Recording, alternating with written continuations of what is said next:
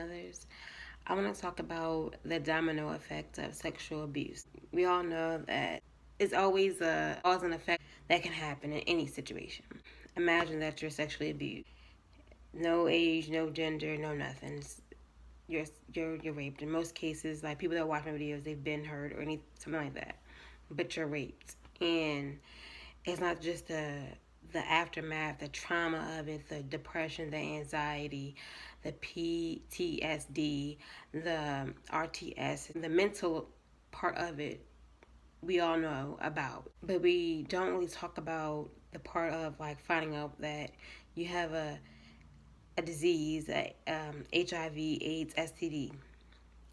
And when someone finds that out, like you've not only been raped, but someone has given you a disease. In some cases, you can't get rid of. How do we go about that? How do we live with the trauma of being abused, sexually abused, and the trauma of finding out that you have a disease that you can't get rid of, or a disease that you can get rid of? It doesn't matter. You still caught a disease from someone hurting you that shouldn't have touched you at all, or something along those lines. Like I'm getting like kind of emotional in a way because I've talked to people that found out that they have some type of disease. In some cases, they can't get rid of it. And it's like you didn't ask, of course, you didn't ask for what has come to you, anyways. But then on top of that, the person that has hurt you was so reckless that they gave you something. And being sexually abused in itself can cause you to go different ways. You can be an alcoholic, you can be addicted to drugs, you can be addicted to food. And on top of that, you have a disease. And some STDs you can get rid of, and some STDs or disease that you can't get rid of. And the first thing you become is super depressed, and you don't know how to handle it, and you don't know what to do. So you turn to different outlets. Like I said, drinking, drugging, or eating, cutting, those things that you feel like can take some of the pain away.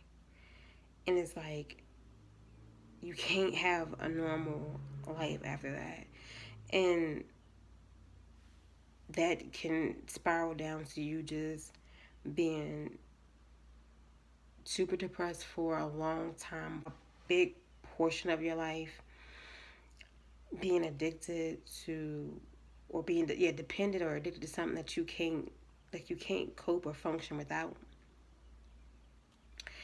And that's hard in itself. And it's like you want to ease the pain somehow, some way. And some cases, people try to commit suicide because they can't take the pain of being hurt and being having a transmitted disease. It's not fair in itself. It's like it's wrong, period. But you have something that reminds you of what someone has done to you. And what about the females that have been raped and they got pregnant by it? Because, I mean, in some cases, everyone doesn't tell, you know? Everyone doesn't tell, and they don't go to the hospital. So if you don't go to the hospital, you can't get checked out or get some medication to make sure you don't get a disease and that you don't get pregnant. So if you don't tell, and a few weeks later or a month later you find out that you're pregnant by someone that raped you, how can you deal with that? Some people may get an abortion. Some people may just don't have it in them to do it, so they take care of a child that they didn't want, and a child that is that's of a rapist. How do you deal with that? You turn to drugs, hurting yourself, alcohol, eating. It's like a bigger picture, and that bigger picture is so much stuff that people don't see. and some people do see. How can someone get over the fact that they have a child with their rapist? How can someone get over having a disease that they can't get rid of? We don't, we become like, I want to say, some people can be insensitive and they don't think about all of the things that someone has been through because of them being sexually abused. We just think of the fact of, okay, you've been physically abused, and I feel, oh yeah, you have some mental issues going on. But what about the deeper problems, the deeper issues, the stuff that you can't get rid of? What do we do about that? How can we help someone that's struggling with addictions because they have diseases and they have a baby and they are ashamed and they feel guilty, they feel like it's their fault?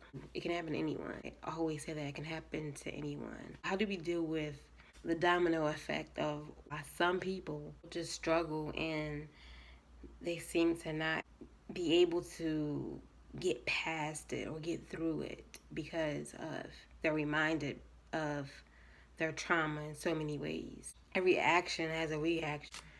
The person got raped, they caught a disease, they got pregnant, they became depressed, became addicted to drugs, alcohol, food, cutting.